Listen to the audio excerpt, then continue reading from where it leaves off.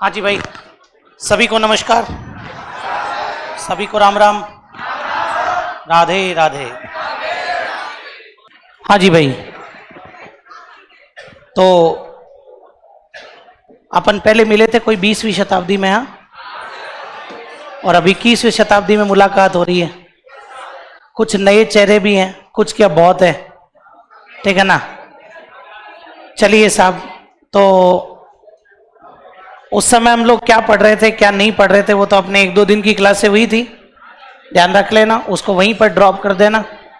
एक नए तरीके से अपन शुरुआत करेंगे राजस्थान कला एवं संस्कृति के बारे में। छोड़ दो तुम तो, क्या बाद में वापस ही लिख लेना पूरा ही, कोई ज्यादा नहीं है इसमें। हाँ जी भाई,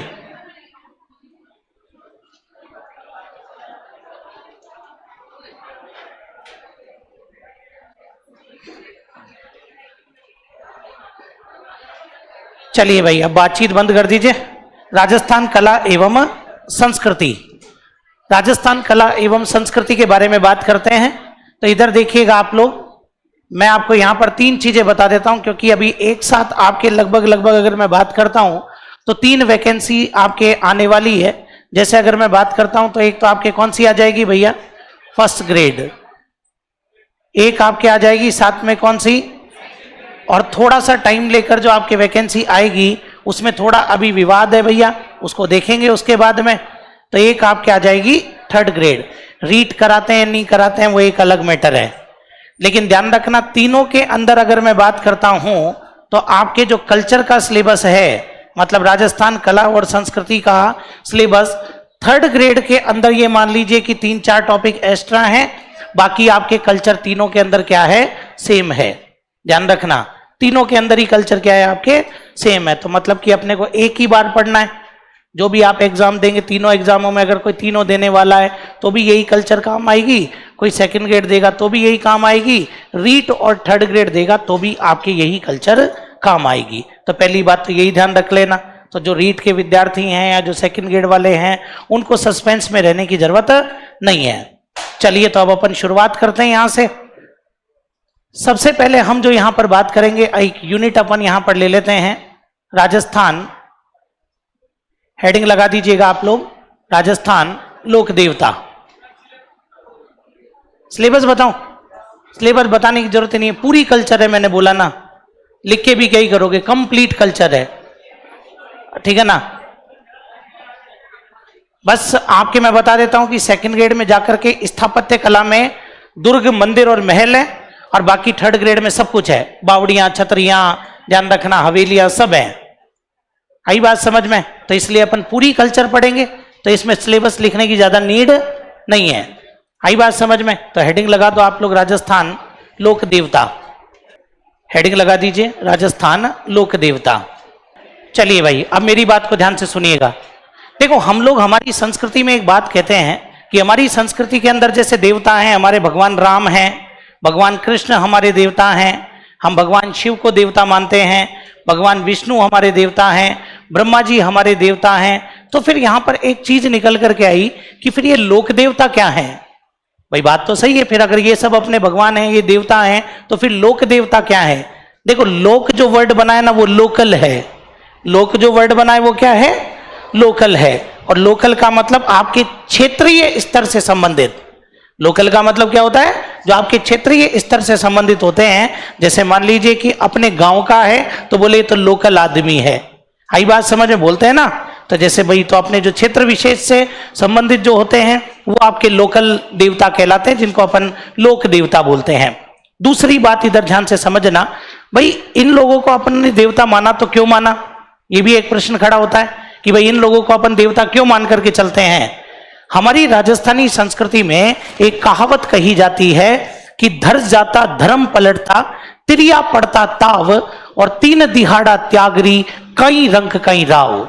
अब समझना इसका मतलब, धर जाता मतलब कि धरती की रक्षा के लिए, धर्म पलटता धर्म की रक्षा के लिए, तिरिया पड़ता ताव, तिरिया मतलब नारी चरित्र की रक्षा के लिए, 3 दिहाड़ा त्यागरी, इन 3 चीजों के लिए जिसने भी त्याग किया है, कई रंग कई राव, चाहे वो रंक रहा होगा, चाहे वो राजा रहा होगा, हमने उसे क्या मान लिया? लोक देवता मान लिया। मतलब कि जिसने धर्म की रक्षा के लिए, जिसने धरती की रक्षा के लिए और जिसने नारी चरित्र की रक्षा के लिए अपने प्राणों की आहुति दे दी, वो हमारे जीवन में क्या माने गए हैं? लोक देवता। हम ज्यादातर देखेंगे कि गायों की रक्षा के लिए लोगों ने अपना बलिदान दिया है। तो गाय अपन ने किससे जोड़ी? धर्म से। गाय क्या है? गाय धर्म ही तो है एक तरीके से। तो ध्यान रखना, जब गाय को अपन ने धर्म से जोड़ा तो जिन्होंने भी गायों की रक्षा की उन सबको हमने लोक देवता माना, जिन्होंने गांवों की रक्षा की उन सबको हमने क्या मान लिया? लोक देवता माना। ध्यान रख लेना। आई बात समझ में? तो धर जाता धर्म पलटता तिरिया पड़ता था, और जिन्होंने नारी चरित्र की रक्षा की उनको भी हमने क्या मान लिया? लोक देवता मान लिया। सबसे पहले तो अगर मैं यहां पर बात करता हूं तो हमारे जोधपुर और उसके आसपास के क्षेत्र को क्या कहते हैं? मारवाड़। भाई अपना जो जोधपुर है ना, और जोधपुर और उसके आसपास के क्षेत्र को कहते हैं मारवाड़। और ये जो मारवाड़ वाला जो क्षेत्र है, इस मारवाड़ वाले क्षेत्र में आपके 5 प्रमुख लोक देवता, ये जो मारवाड़ वाला क्षेत्र है इसमें आपके 5 प्रमुख लोक देवता। अब देखो बात क्या निकल करके आती है भैया, ये 5 प्रमुख लोक देवता मैंने ये क्यों लिखा, बाकी को क्यों नहीं माना? मारवाड़ में तो बहुत सारे लोक देवता हैं, लेकिन मैंने फिर भी यहां पर एक वर्ड लिखा है प्रमुख। उसके पीछे कारण क्या है? उसके पीछे कारण ये है कि ये 5 प्रमुख जो लोक देवता हैं, इनकी पूजा आपके कौन करते हैं? हिंदू। बोलो कौन करते हैं? तो ये ध्यान रखना, इनकी पूजा आपके हिंदू द्वारा भी की जाती है और इनकी पूजा आपके मुस्लिम द्वारा भी की जाती है। तो जिनकी पूजा आपके हिंदू और मुस्लिम दोनों करते हैं, उनको हमने और प्रमुख लोक देवताओं की श्रेणी में रखा है। समझ गए बात को? और इसीलिए देखो, हिंदू तो क्या बोलेगा? देवता। और मुस्लिम क्या बोलेगा? पीर। मुस्लिम क्या बोलेगा? और ये कितने हैं? 5। तभी तो इनको हम क्या बोलेंगे? पंचपीर। बोलो क्या बोलेंगे इनको? तो पहली बात तो अपने को यही पता होनी चाहिए कि मारवाड़ पंचपीर का संबंध आपके कौन से क्षेत्र से है भैया? वापस बोलो, पंचपीर का संबंध कौन से क्षेत्र से है? तो पंचपीर का संबंध आपके मारवाड़ से हो जाएगा। और ये ध्यान रखना, अगला प्रश्न क्या बनता है कि पंचपीर में कौन शामिल है? बाबूजी, गोगाजी, हड़बूजी, रामदेव जी, मेहा जी। चलो साहब, जो पहले से जी के पढ़ रहे हैं उनको तो ये चीज पता होती है, जो नई जी के पढ़ते हैं उनको ये पता नहीं होता है, याद भी नहीं होता है। तो थोड़ा सा इस चीज को आप लोग याद रखना। मैं आपको बता देता हूं, आप केवल इतना सा याद रख लेना कि गोपा मेरा है। बोलो क्या याद रखोगे? वापस बोलो क्या याद रखोगे? गोपा मेरा है। अब देखो यहां पर, अरे गो से क्या बनेगा भैया? गोगा जी। बोलो क्या बन जाएगा? तो गो से आपके बन गया गोगा जी। पा से क्या बनेगा? तो पा से आपके बनेगा भैया पाबू जी। बोलो क्या बन जाएगा? पाबू जी। फिर मे से क्या बनेगा? मेहा जी। बोलो क्या बन जाएगा? तो मे से आपके बन जाएगा मेहा जी। रा से क्या बनेगा? रामदेव जी। बोलो क्या बनेगा? रामदेव जी। और है से क्या बनेगा? हड़बू जी। बोलो क्या बन जाएगा? हड़बू जी। तो ये चीज आप लोग ध्यान रख लेना कि भैया फॉर्मूला क्या हो गया? गोपा मेरा है। फिर बताओ गो से क्या बनेगा? पा से क्या बनेगा? मे से क्या बनेगा? रा से क्या बनेगा? और है से क्या बनेगा? पेपर में 4 बार प्रश्न आया है अलग अलग एग्जाम में कि निम्न में से पंचपीर में शामिल नहीं है। और चारों बारी आंसर क्या था? तेजा जी। चारों बारी आंसर क्या था? क्योंकि नया नया स्टूडेंट होता है ना, वो फंस जाता है। उसको लगता है यार तेजा जी तो इतने इंपॉर्टेंट लोक देवता हैं यार, उन्हें पंचपीर में कैसे शामिल नहीं किया जाएगा? तो ये कोई लोक देवताओं की रैंक थोड़ी है कि लो साहब टॉप 5 थोड़ी है। ये यूं थोड़ी बोला मैंने कि टॉप 5 लोक देवता। नहीं साहब, ये तो भैया जिनकी पूजा हिंदू और मुस्लिम दोनों करते हैं। अब तेजा जी की पूजा मुस्लिम नहीं करते हैं, तो इसलिए उनको पंचपीर में शामिल नहीं किया है। देवनारायण जी को भी शामिल नहीं किया है। कभी भी प्रश्न आ जाए ये याद होना चाहिए। बताओ इसके अंदर कोई दिक्कत? चलिए साहब, तो अब अपन इनमें से लोक देवताओं की शुरुआत करते हैं। तभी तो देखो अपने मारवाड़ क्षेत्र के अंदर क्या होता है, हम लोग शादी ब्याह वगैरह कोई भी शुभ काम करते हैं, तो शुभ काम करते हैं तो सबसे पहले किसको याद करते हैं? गणेश जी को। हमारे शादी के कार्ड पर भी लिखा हुआ आता है कि विघ्न हरण मंगल करण गणनायक गणराज और प्रथम निमंत्रण आपको पूर्ण कीजिए काज। मारवाड़ में पहले गणेश जी को याद किया जाता है और गणेश जी के बाद याद करते हैं पंचपीरों को कि पाबू हड़बू रामदेव मांगलिया मेहा पांचों पीर पधार जो गोगा जी जेहा। कि पाबू हड़बू रामदेव मांगलिया मेहा पांचों पीर पधार जो गोगा जी जेहा। तो यूं अपन ने 5 पीरों को और हमारे प्रोग्राम में आने का निमंत्रण दे दिया। तो मारवाड़ में 5 पीरों को भी याद किया जाता है, ध्यान रखना। आई बात समझ में? तो अब देखो आप लोग यहां पर सबसे पहले अपन जो डिस्कस करेंगे वो करेंगे रामदेव जी के बारे में। किस लोक देवता को लेकर के? इंपॉर्टेंट लोक देवता है, काफी प्रश्न भी इनके पेपर में आते हैं। तो देखो आप लोग रामदेव जी को लेकर के हमारे एग्जाम में क्या क्या प्रश्न बनते हैं समझना। एक डायग्राम बनाऊंगा यहां पर। सबसे पहले बेसिक इंट्रोडक्शन, मतलब कि एक आधार कार्ड बनाते हैं इनका। तो देखो आधार कार्ड में सबसे पहले तो आ जाएगा इनका जन्म कब हुआ था भैया। जन्म के बाद में बात करेंगे जन्म स्थान। किसके बारे में बात करेंगे? जन्म स्थान। जन्म स्थान के बारे में बात करेंगे तो फिर इनके बाद में पिता का क्या नाम था, पिता के बाद में बात करेंगे इनकी माता का क्या नाम था, फिर बात करते हैं कि इनकी लुगाई का क्या नाम था। ऐसे ही देखो ये जो रामदेव जी हैं इनके भाई का क्या नाम है, ध्यान रखना एक एक चीज को। फिर बात करेंगे इनके गुरु का क्या नाम है, और गुरु के बाद में बात करेंगे इनके पास में एक घोड़ा है, उस घोड़े का क्या नाम है। तो ये चीज आप लोग थोड़ा याद रखना, एक एक प्रश्न। मैं सीधे आप, क्योंकि देखो अपना जो पेपर होता है ना, फर्स्ट ग्रेड, सेकंड ग्रेड और आरएस भी उठा लो आप, तो आरएस ले लो, ऐसा ही ले लो। अपने क्या है अभी तक भी आरपीएससी को थोड़ी सी अकल आई नहीं है, ध्यान रखना। तो वो क्या करते हैं, वो आज भी फैक्ट पे ही चल रहा है पूरा पेपर। अभी कॉलेज लेक्चर का भी पेपर हुआ था तो भी पूरा फैक्चुअल, कोई कॉन्सेप्ट की बात ही नहीं करता, इसलिए लोड लेने की जरूरत ही नहीं है। बढ़िया बात है भैया, फैक्ट ही पूछ रहा है तो अच्छी बात है। जिस दिन कॉन्सेप्ट पूछने लगेगा ना, उस दिन ये तैयारी करने वालों की संख्या आधी हो जाएगी। 100% बता रहा हूं, आई बात समझ में? तैयारी करने वालों की भी आधी हो जाएगी और पढ़ाने वालों की भी आधी हो जाएगी। आई बात समझ में? तो ये ध्यान रखना। तो अपने क्या फैक्ट पर चलता है, तो मैं सीधे आपको क्वेश्चन ही बता रहा हूं, ये ध्यान रखना। तो अपने को सीधे याद होनी चाहिए चीजें, कोई भी प्रश्न पेपर में आ सकता है।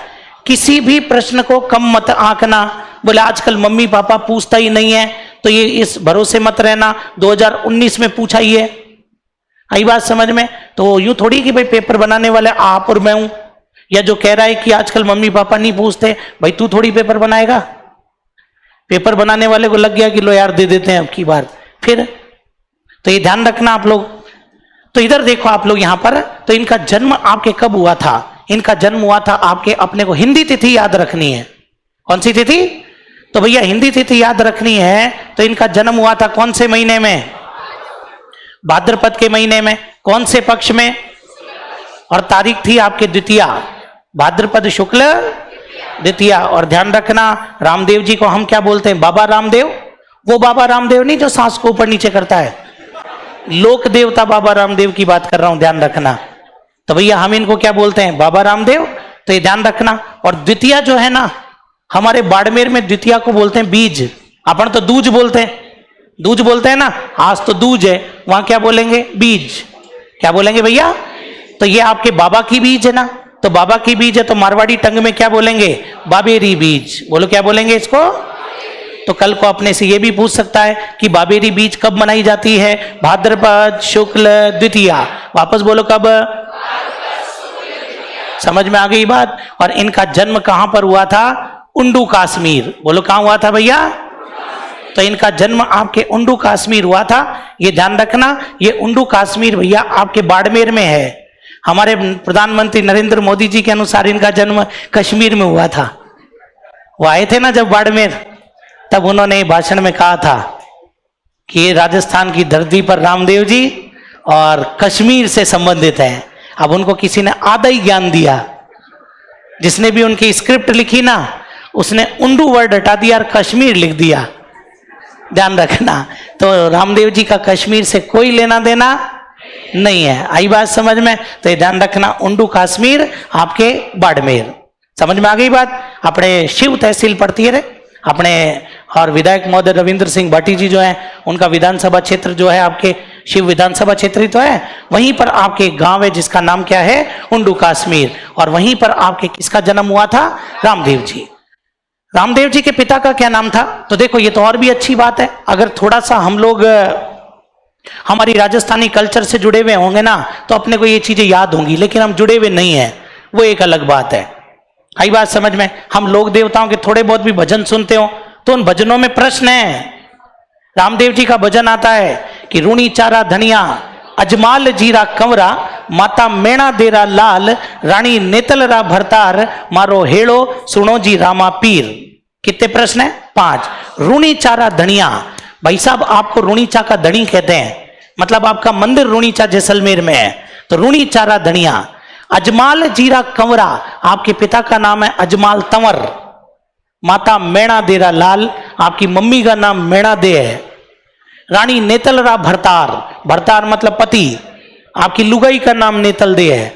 और मारो हेड़ो सुनो जी रामा पीर, आपको रामसा पीर के नाम से जाना जाता है। कितने प्रश्न है भैया? तो इसीलिए कहते हैं कि राजस्थानी कल्चर से जुड़ा रहना जरूरी है, तब जाकर इन चीजों का पता लगता है। लेकिन हम तो क्या गाने ये वो वाले सुनते हैं, तेरा नाम जो धोखा रख दूं नाराज होगी क्या, जो कोई काम के ही नहीं है। कभी किसी परीक्षा में प्रश्न आएगा कि क्या नाम रखने पर और नाराज होगी? ऑप्शन ए धोखा, ऐसा आता है कहीं? तो ध्यान रखना। तो भाई अपने को क्या थोड़ा सा भजन पता होना तो याद होना चाहिए। तो मैंने क्या बोला? रूणी चारा धनिया, बोलो क्या? अजमाल जीरा कंवरा, माता मेणा देरा लाल, रानी नेतलरा भरतार, मारो हेड़ो सुनो जी रामा। ध्यान रखना। कितने प्रश्न हो गए? चलो तो रूणीचा तो खैर अभी यहां पर काम नहीं आ रहा है, लेकिन ये जरूर याद रखना कि इनके पिता का नाम क्या है? अजमाल तंवर। बोलो क्या नाम है? मतलब रामदेव जी आपके कौन से वंश में पैदा हुए थे? तो रामदेव जी को मैं कहूंगा क्या? तंवर वंशी राजपूत। बोलो क्या कहूंगा इनको? तो इनको मैं तंवर वंशी राजपूत कहूंगा। और इनकी माता का नाम क्या है भैया? मेणा दे। बोलो माता का नाम क्या? मेणा दे इनकी माता का नाम है भैया। फिर इनकी पत्नी का नाम क्या है? नेतल दे। पत्नी का नाम क्या हो जाएगा? तो पत्नी का नाम हो जाएगा नेतल दे। और ये ध्यान रखना, ये नेतल दे आपके कहां की है? अमरकोट। बोलो कहां की? और ये अमरकोट पड़ता है कहां पर? पाकिस्तान। आई बात समझ में? और ये ध्यान रखना, अमरकोट पाकिस्तान के एक राजा और उनका नाम है दलय सिंह सोढ़ा। ध्यान रखना, इनका नाम है दलय सिंह सोढ़ा। तो ये जो दलय सिंह सोढ़ा जो हैं, इन दलय सिंह सोढ़ा की पुत्री है आपके कौन? नेतल दे। अरे हमारे पाकिस्तान के अंदर एक हिंदू राजवंश था सोढ़ा, आज भी वहां पर सोढ़ा राजवंश है, लेकिन वो एक अलग बात है कि राजतंत्र वहां पर खत्म हो गया है, वो तो भारत में भी हो गया। लेकिन ध्यान रखना, सोढ़ा जो राजवंश है वो बड़ा फेमस रहा है। कल को जब अपन पढ़ते हैं कि भारत के ऊपर शेरशाह सूरी का अधिकार जब हो गया था, तो शेरशाह सूरी ने हुमायूं को पराजित किया था। हुमायूं कौन? अकबर के पिता। तो हुमायूं को पराजित किया और हुमायूं को मजबूरन वहां से भाग करके और सीधे अमरकोट में शरण लेनी पड़ी थी। और उस समय अमरकोट के राजा कौन थे भैया? वीरसाल सोढ़ा। ध्यान रखना। और आपको पता होना चाहिए अकबर का जन्म भी उसी सोढ़ा परिवार में हुआ था, वहीं पर आपके अमरकोट में जन्म हुआ था। आई बात समझ में? तो हमारे और कह सकते हैं कि पाकिस्तान के अमरकोट में एक राजवंश है जिसका नाम है आपके सोढ़ा राजवंश। आज भी अगर पाकिस्तानी हुकूमत किसी से घबराती है ना वहां पर, तो वो कौन से राजवंश से घबराती है? सोढ़ा राजवंश। ध्यान रखना, सिक्का तो आज भी इनका उस क्षेत्र में बहुत गजब का चलता है। आई बात समझ में? तो चलिए साहब, तो ध्यान रखना आप लोग, अमरकोट पाकिस्तान के दलय सिंह सोढ़ा की पुत्री थी कौन? नेतल दे, जिनका विवाह किससे हुआ? रामदेव जी के भाई का क्या नाम? वीरमदेव। बोलो क्या नाम आएगा? तो रामदेव जी के भाई का नाम है भैया वीरमदेव। इनके गुरु का नाम है बालीनाथ। गुरु का नाम क्या हो जाएगा? बालीनाथ। और रामदेव जी के पास में एक घोड़ा था जिसका नाम था लीला। मैंने लीलन नहीं लिखा है, लीलन घोड़ी का नाम है और लीलन तेजा जी की घोड़ी है। किसकी घोड़ी है लीलन? तो ये चीज आप लोग थोड़ा सा ध्यान रखना। ऐसा कहते हैं कि एक समय स्थिति ऐसी बनी कि आपके जो और ये उंडू कश्मीर वाला जो क्षेत्र था, इसके अंदर भयंकर अकाल पड़ गया था। और जब इस क्षेत्र में आपके अकाल पड़ गया था तो अजमाल जी तंवर के पास में लोग गए, क्योंकि अजमाल जी जागीरदार थे। और अजमाल जी जागीरदार थे तो बोले साहब आप ही कोई उपाय करो। अजमाल जी क्या था कि अपने भगवान कृष्ण के बहुत बड़े भक्त थे। तो ये अजमाल जी क्या है, बगल में अपने द्वारिका पड़ता ही है, गुजरात, ध्यान रखना। तो अजमाल जी सीधे आपके द्वारिका गुजरात गए और वहां जाकर के भगवान कृष्ण के मंदिर में और मांग करके आए कि हे भगवान, मेरी प्रजा दुखी है और मैं उनका राजा हूं, मेरे राजा आप हैं, तो मैं आपकी प्रजा हूं और एक राजा अपने प्रजा को किस प्रकार दुखी देख सकता है। तो वहां पर मांग करके आए भगवान कृष्ण से। कहते हैं कि अजमाल जी उंडू काश्मीर पहुंचे ही थे कि उंडू काश्मीर में जोरदार बारिश होना शुरू हो गई थी। भैया अजमाल जी को भगवान कृष्ण की कृपा के बारे में अनुभव हुआ, तो ध्यान रखना। उसके बाद में अगले दिन कहा जाता है कि जो किसान थे वो खेती करने के लिए अपने खेतों में जाने लगे, क्योंकि बारिश हुई थी ना, तो बारिश हुई थी तो लोग हल चला करके आते हैं, और जब हल चलाने के लिए जा रहे थे तो एक सामने से अजमाल जी आ रहे थे, तो उन किसानों ने और अपना रास्ता बदल लिया। बोले साहब, अजमाल जी ने जाकर के पूछा कि बोले आप तो अपने खेतों को जोतने जा रहे थे और आप वापस क्यों जा रहे हो? बोले तो उन्होंने कहा कि अजमाल जी आप बुरा मत मानना, लेकिन एक अपशगुन हो गया। इतने सालों बाद आज अमरकोट में बारिश, आज उंडू काश्मीर में बारिश हुई है और हमने सुबह सुबह और जाते समय आपका चेहरा देख लिया और आपके कोई संतान नहीं है, और जिसके संतान नहीं होती थी उसे क्या माना जाता था? अपशगुन माना जाता था। तो कहीं ना कहीं बोले साहब और यह अपशगुन हो गया। अजमाल जी इस बात से बड़े निराश हुए और अजमाल जी सीधे वापस आपके द्वारिका मंदिर में चले गए। साथ में एक लड्डू बनवा करके लेकर के गए थे और द्वारिका में भगवान कृष्ण के सामने बैठ करके और उनसे मांगने लगे कि आज मैं बड़ा व्यथित हूं कि आज मेरी प्रजा ने मुझे इस तरह कह दिया कि जिनके लिए मैंने इतना किया आज उन्होंने मुझे ही और आलोचक शब्द सुना दिए। तब साहब उन्होंने भगवान कृष्ण की मूर्ति की तरफ देखा, तो भगवान कृष्ण की मूर्ति हमेशा किसी मंदिर में चले जाओ मुस्कुराते हुए रहती है। भगवान कृष्ण की जो मूर्ति होती है वो कैसी होती है? मुस्कुराते हुए। तो उनको लगा कि मैं तो भगवान के सामने अपनी समस्या बता रहा हूं और ये मुस्कुरा रहे हैं। बोले यार, तो उनको बड़ा गुस्सा आ गया अजमाल जी को। अजमाल जी जो लड्डू बनवा करके लेकर के गए थे वो लड्डू उन्होंने किस पर फेंक दिया? भगवान कृष्ण पर फेंक दिया, और वो जाकर के भगवान कृष्ण के सिर पर लगा। तब पुजारी को बड़ा क्रोध आया। पुजारी ने कहा कि अजमाल जी, बोले ये क्या कर रहे हो? बोले ठीक है ना, और आपको ऐसा लगता है कि इन मूर्तियों में भगवान है, तो इन मूर्तियों में भगवान नहीं है। भगवान से मिलना है तो क्षीर सागर में जाओ, समुद्र में जाओ, वहां मिलेंगे भगवान। तो साहब ये तो भक्त थे, और अजमाल जी सीधे समुद्र के किनारे चले गए और वहां जाकर के भगवान का आह्वान किया। भगवान नजर नहीं आए तो इनको लगा कि भगवान समुद्र में है, तो ये कूद गए साहब, समुद्र में कूद गए। तो वही डूबने वाले थे, ये तो सब भगवान की लीला थी रे। और भगवान ने इनको दर्शन दिए, और जब भगवान ने इनको दर्शन दिए तो इन्होंने कहा कि भगवान आपको तो पता ही है, आप तो अंतर्यामी हो, कि मेरी प्रजा ने मुझे इस तरह कहा है। तब भगवान कृष्ण ने कहा कि आप मेरे भक्त हैं और आप घर जाइए। कुछ समय बाद मेरे बड़े भैया बलराम आपके यहां पर जन्म लेंगे, उसके बाद मैं खुद आपके घर में जन्म लूंगा। ध्यान रखना आप लोग कि मेरे पहले तो मेरे बड़े भैया बलराम आपके घर में जन्म लेंगे, उसके बाद मैं खुद आपके घर में जन्म लूंगा। साहब आशीर्वाद दे दिया। अजमाल जी जाने लगे तो उन्होंने देखा कि भगवान कृष्ण के सिर पर एक कपड़ा सा बंधा हुआ है, ये भी भगवान की लीला ही थी। तो साहब अजमाल जी ने पूछा कि सर आपके सर पर ये कपड़ा? बोले एक भक्त आया था और लड्डू की दे के माथा फोड़ के चला गया साहब। तब अजमाल जी को बड़ी गिल्टी फील हुई। अजमाल जी ने क्षमा मांगी कि भगवान मुझे पता नहीं था। तब भगवान कृष्ण ने कहा कि अब मैं हमेशा तेरे साथ चलता हूं, वो एक अलग बात है कि तू मुझे अनुभव कर या मत कर। आई बात समझ में?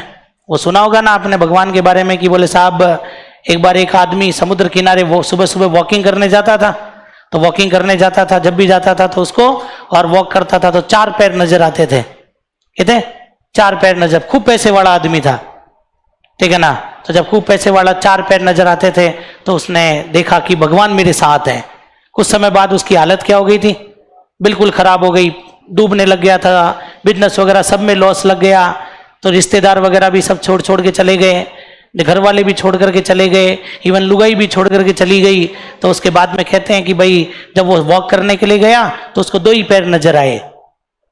तब उसको बड़ा क्रोध आया कि सब छोड़ गए वो एक अलग बात है, मेरा भगवान मुझे छोड़ करके चला गया, ये तो बड़े दुख की बात है। तब वो भगवान के मंदिर में गया और बड़ा नाराज हुआ। कहते हैं कि भगवान ने उसको दर्शन दिए और कहते हैं कि वो जो 2 पैर थे ना वो मेरे ही थे, मैं तुझे अपने सहारे लेकर चल रहा था। तो ऐसा होता ही है। तो उन्होंने अजमाल जी को कहा कि बोले कोई भक्त आया और लड्डू की देके माथा फोड़ के चला गया। तब अजमाल जी ने क्षमा मांगी। कहते हैं कि कुछ समय बाद अजमाल जी के घर में किसका जन्म हुआ? वीरमदेव। और ये जो वीरमदेव है इन वीरम देव को कहा जाता है आपके क्या, बलराम का अवतार। बोलो क्या कहते हैं इनको। और कुछ समय बाद किसका जन्म हुआ, रामदेव जी को, और इसीलिए रामदेव जी को क्या कहते हैं भैया, कृष्ण का अवतार। बोलो क्या कहेंगे इनको, तो इनको आपके कृष्ण का अवतार कहा जाता है। समझ में आ गई क्या बात यहां पर। तो ये पहला डायग्राम क्लियर है। चलिए तो एक बार फटाफट से बताइए, रामदेव जी का जन्म कब हुआ था भाई, जन्म कहां हुआ था, पिता का नाम, माता का नाम, पत्नी का नाम, भाई का नाम, गुरु का नाम, घोड़े का नाम। ध्यान रखना, रामदेव जी को किसका अवतार कहते हैं और वीरम देव को किसका अवतार मानते हैं। चलिए साहब, इसके बाद में देखिएगा आप लोग, इसके बाद में अगर अपन यहां पर बात करते हैं तो रामदेव जी से जुड़ी कुछ शब्दावली बताता हूं मैं आपको। यहां से भी आपको बहुत बार पेपर में प्रश्न देखने को मिलते हैं। समझना मेरी बात को, एक एक पॉइंट को। यहां पर रामदेव जी से जुड़ी शब्दावली, सबसे पहली और सबसे जरूरी बात कि रामदेव जी जो हैं, इन रामदेव जी का प्रतीक क्या है। सबसे पहले तो अपन यही देखेंगे कि रामदेव जी का प्रतीक चिन्ह क्या है भैया। उसके बाद में ध्यान रखना आप लोग, ये जो रामदेव जी हैं, इन्होंने अपने जीवन में जो भी चमत्कार किए वो चमत्कार क्या कहलाते हैं। दूसरा प्रश्न। तीसरी बात ध्यान रखना, चमत्कारों से प्रभावित होंगे कौन, भक्त यात्री। चमत्कार से कौन प्रभावित होगा, और भक्त यात्री जाएंगे सीधे इनके मंदिर में। मंदिर में भी वहां पर जाएंगे जहां पर होगा पूजा करने का स्थान, और वहां पूजा स्थल पर जाकर के, और ये जो भक्त हैं ये कितने रंग का झंडा चढ़ाएंगे, 5 रंग का। बोलो कितने रंग का, तो ये वहां जाकर के आपके 5 रंग का झंडा चढ़ाएंगे। और ये ध्यान रखना, फिर वहीं पर बैठ करके रात्रि जागरण करेंगे, वहीं पर बैठ करके रात्रि जागरण करेंगे, और रात्रि जागरण में गाएंगे क्या, भजन। अब इन सारे शब्दों को देखो, कोई भी अपने से पेपर में पूछ सकता है। सबसे पहली बात, रामदेव जी का प्रतीक। पुजारी ने क्या कहा था जमाल जी को कि अगर भगवान मूर्ति में होता, ठीक है ना, तो बात ही कुछ और। बोले सबसे ज्यादा संपन्न हम ही होते, अगर भगवान मूर्ति में होता तो सबसे ज्यादा संपन्न हम होते। बोले साहब, तब से अजमाल जी को ये लगा कि भगवान मूर्तियों में नहीं है, तो उन्होंने अपने पुत्र को भी यही बताया कि भगवान क्या है, सामाजिक सेवा में है, भगवान मूर्तियों में नहीं है। तब रामदेव जी ने भी एक शिक्षा दी थी कि मूर्त पूजत उम्र सब खोई, सपने अकल नहीं आई। कि मूर्ति पूजा करके हमने जिंदगी बिता दी, फिर भी हमें अकल नहीं आई कि इन पत्थरों में भगवान नहीं है। वो सब अपनी अपनी वो श्रद्धा है, ठीक है ना। मुझे लगता है कि मूर्ति में भगवान है, किसी को लगता है कि मूर्ति में भगवान, ये अपनी अपनी श्रद्धा है। मूर्ति में भगवान नहीं है तो वो मूर्ति केवल और केवल ईश्वर से जोड़ने का माध्यम है। आई बात समझ में, वो क्या है, ईश्वर से जोड़ने का। वो रामदेव जी की थॉट है, वो कहते हैं कि मूर्ति में भगवान नहीं है। तो इसीलिए रामदेव जी की क्या मूर्ति पूजा करेंगे क्या, कर ही नहीं सकते ना। जो आदमी मूर्ति पूजा का विरोधी है तो उसकी मूर्ति पूजा कैसे करेंगे भैया। तो मूर्ति पूजा नहीं करेंगे तो इनके पैरों के निशान की पूजा की जाएगी, और पैरों के निशान को क्या कहते हैं, तो रामदेव जी का प्रतीक चिन्ह क्या हो जाएगा। हम दीपावली पर पगले के निशान बनाते हैं ना, सॉरी आजकल तो चिपकाते हैं, पहले बनाते थे, ध्यान रख लेना। वो पैरों के निशान चिपका देते हैं ना, वही आपके पगले होते हैं। हम कभी हमारे गुरु के स्थान पर जाते हैं, हमारे गुरु नहीं तो हमारे माता पिता के बनाए हुए गुरु होंगे, जब उनके स्थान पर जाते हैं तो वहां पर भी आप देखना पैरों के वो बने, मार्बल पर पैर बने हुए होते हैं। तो गुरुओं का ज्यादातर स्थान वही माना जाता है। तो इसीलिए रामदेव जी के किसकी पूजा की जाती है, पगले की पूजा की जाती है। फिर देखो इसके बाद में रामदेव जी ने अपने जीवन में जो भी चमत्कार किए हैं उन चमत्कारों को क्या कहेंगे, पर्चा। अरे रामदेव जी क्या, जितने भी देवी देवता है ना, उन सब के चमत्कार क्या कहलाते हैं, पर्चा कहलाते हैं। क्या कहलाते हैं, पर्चा कहलाते हैं, ध्यान रख लेना। आई बात समझ में। तो ये पर्चा हो जाएगा, कोई भी चमत्कार हो, चाहे वो हम गाड़ी लेकर के जा रहे थे, गाड़ी के ब्रेक फेल हो गए, सामने कोई एक ड्रम आया लुढ़कता लुढ़कता और वो हमारी गाड़ी के नीचे आके फंस गया और उसी से हमारी गाड़ी रुकी, और ये हमारी गुरु की कृपा थी, तो हम क्या कहेंगे, हमारे गुरु का पर्चा था। आई बात समझ में, हमारे गुरु का पर्चा था भैया। आई बात समझ में। तो ये ध्यान रखना आप लोग। चलिए साहब, ये तो मैंने अपनी लाइव स्टोरी बता दी आपको। आई बात समझ में कि एक समय में जब शुरू में मैंने गाड़ी चलाना शुरू किया था, ऐसे ही उसके ब्रेक नहीं लगे तो वो तो आउट ऑफ कंट्रोल। तो रियलिटी बता रहा हूँ, एक ड्रम आया, नगर पालिका के पास में ही, मैं बता रहा हूँ, नगर पालिका थी, उसका उसका उसी का ड्रम था। वो लुढ़कता लुढ़कता गाड़ी के नीचे आके फंस गया, गाड़ी वहीं जाम, नहीं तो वो कहां तक जाए। तो ये पर्चा ही तो होता है, ये चमत्कार ही तो होते हैं, ये कोई स्वाभाविक वो घटना थोड़ी है कि लोग साहब किसी ने डाला हो, ये तो स्वतः हुआ। तो इसको अपन क्या कहते हैं? पर्चा। अब ये किसका रहा हो वो मुझे पता नहीं। फिर देखो, अब मैं बड़ा प्रभावित हुआ मानो रामदेव जी से, तो मैं इनके मंदिर जाऊंगा। अब मैं यात्री हूं तो मैं क्या कहलाऊंगा? जात्रु। क्या कहलाऊंगा मैं? कहते हैं ना जात्रु, ये ध्यान रखना। जात्रु या जात्री कहते हैं कि नहीं कहते हैं? ये ध्यान रखना। मंदिर, मंदिर को कहते हैं इनके देवरा। क्या कहते हैं? तभी तो इनका सबसे प्रमुख मंदिर कौन सा है? राम देवरा। बोलो कौन सा है? और मंदिर में जो पूजा करने का स्थान है ना, वो पूजा करने का स्थान कहलाता है आपके थान। बोलो क्या कहलाएगा? वो तो सभी देवताओं का होता है, अपने नहीं बोलते लो साहब और तेजा जी के थान पे बत्ती जलाया। तो देवी देवताओं के स्थान को क्या बोलते हैं? थान बोलते हैं, ध्यान रखना। मंदिर को इनके क्या बोलेंगे? देवरा। अपने तो शादी ब्याह के बाद में भी बोलते हैं देवरे डोगने जाएंगे साहब, तो वो तो सभी के मंदिर हो गए कहते हैं। लेकिन स्पेशली कैटेगराइज करें ना, तो रामदेव जी के मंदिर को क्या बोलते हैं? देवरा। रामदेव जी के पूजा स्थल को क्या बोलते हैं? थान। और इनके थान पर जो 5 रंग का झंडा चढ़ाया जाता है वो कहलाता है नेजा।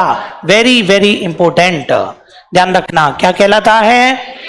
नेजा भील और मीणा जनजाति का नृत्य भी है, ध्यान रखना आप लोग। और नेजा आपके रामदेव जी के चढ़ाए जाने वाला 5 रंग का झंडा भी है। समझ गए मेरी बात को? और ये ध्यान रखना, फिर वहीं रात्रि जागरण करेंगे, और रात्रि जागरण को क्या बोलेंगे? जम्मा। ये भी इंपॉर्टेंट है, ध्यान रखना। आई बात समझ में? कल को अपने से पूछे कि जम्मा जागरण चलाने वाले कौन? रामदेव जी के रात्रि जागरण को क्या बोलते हैं? जम्मा। और जम्मा में गाएंगे भजन, और रामदेव जी के भजन को क्या बोलते हैं? ब्यावड़े। बोलो क्या बोलेंगे? तो रामदेव जी के भजनों को कहा जाता है आपके ब्यावड़े। समझ में आ गई बात यहां पर? तो बताओ, देखिए प्रतीक चिन्ह क्या हो जाएगा? चमत्कार, भक्त यात्री, मंदिर को, पूजा स्थल, 5 रंग का झंडा, रात्रि जागरण और भजन। बोलो बात क्लियर है क्या? 8 प्रश्न ये और 10 प्रश्न पीछे, कितने प्रश्न हो गए? 18। ये तीसरी बात में 18 प्रश्न अपने हो जाते हैं। नोट कीजिए आप लोग। हाँ, जय नहीं लगानी है, नोट करना है। हाँ बिल्कुल सेम कॉपी। वॉइस की प्रॉब्लम है शायद, चेक करना एक बार। हाँ जी, आगे बढ़े। चलिए, तो इसके बाद में बात करते हैं अपन रामदेव जी के प्रमुख मंदिर। इधर ध्यान दीजिएगा अब आप लोग। इसके बाद में अपन देखते हैं रामदेव जी के प्रमुख मंदिर। अभी मैंने आपको कहा था कि मंदिर को क्या कहते हैं इनके? देवरा। बोलो मंदिर को क्या कहेंगे भाई? और इनका जो देवरा है वो कहां कहां पर स्थित है वो भी मैं आपको एक बार बता देता हूं, तो ध्यान से इधर समझ लेना भैया। देखो, प्रमुख मंदिरों के बारे में अगर अपन बात करते हैं तो इनका एक जो सबसे इंपॉर्टेंट मंदिर है वो है आपके राम देवरा। बोलो कौन सा आ जाएगा? सबसे इंपॉर्टेंट जो इनका मंदिर है वो है राम देवरा। कौन सा आएगा भैया? और ये जो राम देवरा आपके है ये कहां पर स्थित है भाई? रुणीचा। बोलो कहां पर है? और ये रुणीचा आपके पड़ता है जैसलमेर। ये रुणीचा कहां पड़ता है आपके? तो पहले तो आप ये याद रखना कि इनका जो सबसे प्रमुख मंदिर वो रामदेवरा, और रामदेवरा रुणीचा जैसलमेर में है। हालांकि इसी के बारे में बात करेंगे सबसे ज्यादा तो, लेकिन फिर भी 1-2 बातें अपने को पता होनी चाहिए कि रामदेवरा के अलावा एक मंदिर है जिसका नाम है आपके दूसरा रामदेवरा। इसको क्या बोलेंगे अपने? दूसरा रामदेवरा। फिर इसके बाद में आ जाएगा, अब यूं मत करना पहला दूसरा तीसरा, फिर आ जाएगा एक आपके छोटा रामदेवरा। बोलो क्या आ जाएगा? छोटा रामदेवरा आ जाएगा। और इसके अलावा कौन कौन से मंदिर है वो भी मैं आपको बता दूंगा, लेकिन ये ध्यान रखना दूसरा रामदेवरा कहां पर है? खुंडियावास। और ये खुंडियावास कहां है भैया? ध्यान रखना, अजमेर। बोलो कहां पर है? तो ये खुंडियावास आपके अजमेर में है। और छोटा रामदेवरा आपके कहां पर है? गुजरात। बोलो छोटा रामदेवरा कहां है भैया?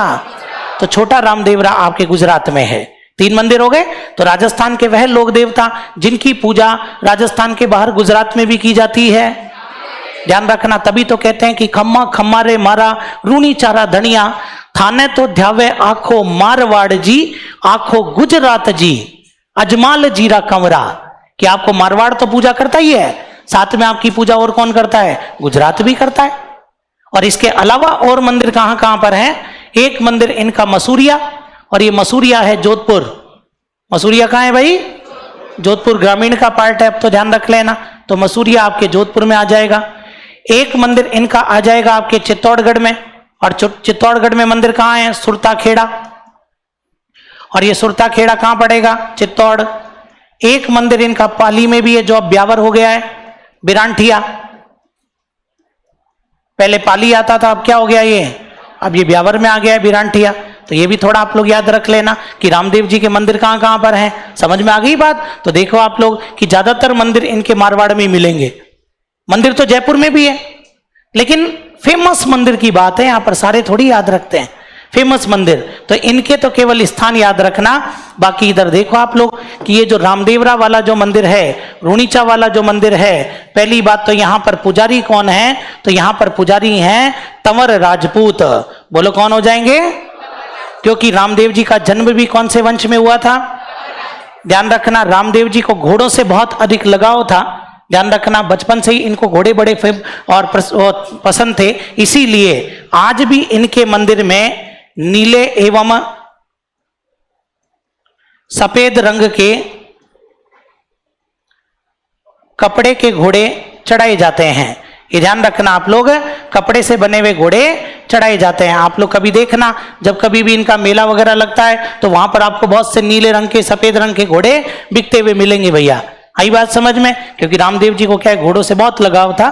तो इसीलिए आज भी जो भक्त होते हैं ना, वो इनके नीले या सफेद रंग के कपड़े के घोड़े चढ़ाते हैं। तो किस लोक देवता के मंदिर में कपड़े के घोड़े चढ़ाए जाते हैं? ये भी याद रखना। फिर ये जो रामदेव जी का मंदिर है, इस रामदेव जी के मंदिर को आधुनिक स्वरूप किसने प्रदान किया था? जो इसके आधुनिक निर्माता माने जाते हैं, वो आधुनिक निर्माता कौन माने जाएंगे? वो बीकानेर के महाराजा गंगा सिंह। बोलो कौन माने जाएंगे? बीकानेर के महाराजा, जिनका नाम क्या है भैया? तो गंगा सिंह, महाराजा गंगा सिंह, जो कि आपके बीकानेर के हैं, वो आपके इसके आधुनिक निर्माता माने जाते हैं। अपन जब पढ़ेंगे ना आगे, तब अपने को पता लगेगा कि गंगा सिंह जी ने 3 मंदिरों को आधुनिक स्वरूप प्रदान किया। कौन कौन से 3 मंदिर? ये 3 मंदिर, ये कौन कौन से भैया? हनुमानगढ़, बीकानेर, जैसलमेर। समझ में आ गई बात? गोगा मेड़ी, गोगा जी का मंदिर, गोगा मेड़ी नोहर हनुमानगढ़, करणी माता देशनोक बीकानेर, और ध्यान रखना रुणीचा जैसलमेर। समझ में आ गई बात? तो एक क्रॉस मारना है अपने को, हनुमानगढ़, बीकानेर, जैसलमेर। वापस बोलो क्या? हनुमानगढ़, बीकानेर, गोगा जी, करणी माता, रामदेव जी। वापस बोलो क्या? गोगा जी, करणी माता, रामदेव जी। तो ये चीज अपने को पता होनी चाहिए। समझ में आ गई क्या बात यहाँ पर? और फिर देखो आप लोग, ये जो आपके रामदेव जी का मंदिर है, रामदेव जी का जन्म कब हुआ था रे? भाद्रपद शुक्ल द्वितीया। वापस बोलो कब हुआ था भैया? भाद्रपद शुक्ल द्वितीया को तो इनका जन्म हुआ था, ध्यान रखना। और इन्होंने जो समाधि ली थी ना, वो समाधि ली थी भैया आपके भाद्रपद शुक्ल एकादशी। बोलो कब समाधि ली थी? तो बताओ, जन्म तो द्वितीया को और समाधि कब ली थी? वापस बोलो, जन्म तो कब हुआ था रे? द्वितीया, और समाधि कब ली थी? इसीलिए आज भी भाद्रपद शुक्ल द्वितीया से लेकर के एकादशी तक किसका मेला लगता है?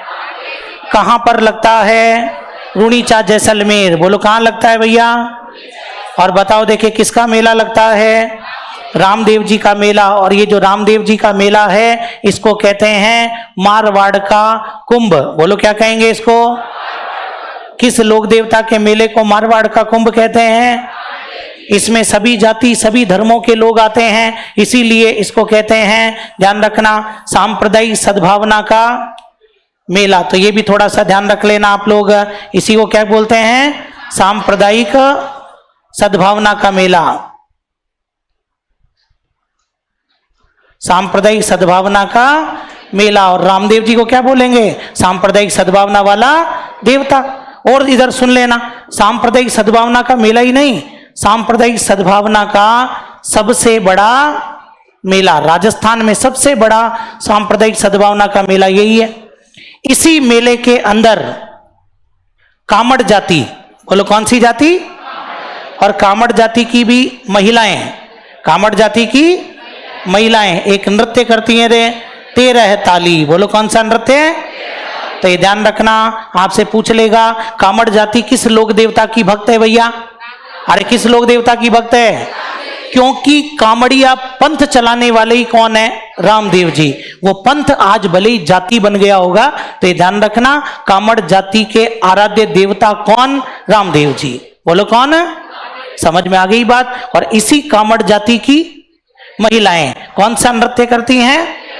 तो रामदेव जी के किया जाने वाला नृत्य कौन सा? महिला प्रधान या पुरुष प्रधान?